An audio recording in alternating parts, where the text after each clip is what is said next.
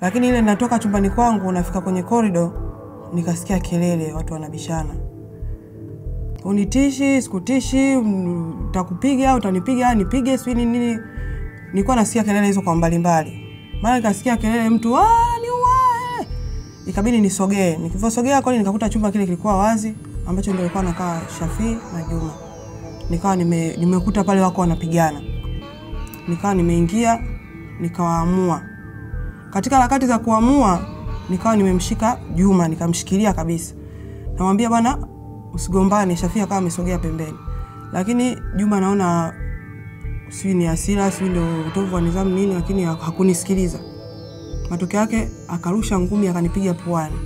Na mimi muda ule nilikuwa sijaelewa ni kabisa kinachoendelea, nimeshtukia tu kwa sababu nilikuwa naona kama amenigonga tu kidogo, lakini damu zikaanza kuvuja puani nyingi sana.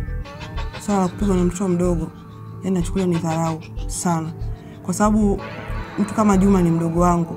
Na hata nilipokuwa naishi naye na mshauri na nini, na nilitegemea kama ningeenda kumwamua angetulia kwa sababu nimemshika mimi. Kuacha kuwa mkubwa kwake, vile vile ni kwa kiongozi. Kila mtu aliyekuja hapa ni mtu mzima, na mpaka mtu alifika hatua hii ni star, na kuna watu ambao wanamwangalia mwenendo wake na kila kitu. Kwa hiyo naomba kila mtu awe mstaarabu, amheshimu mwenzie, tuheshimiane, mkubwa mheshimu mdogo, mdogo amheshimu mkubwa. Hii ilimlazimu Principal Noah kuchukua hatua za kinidhamu. Juma Hussein, nimekuwa nikipata taarifa zako za usumbu na dharau kwa washiriki wenzako.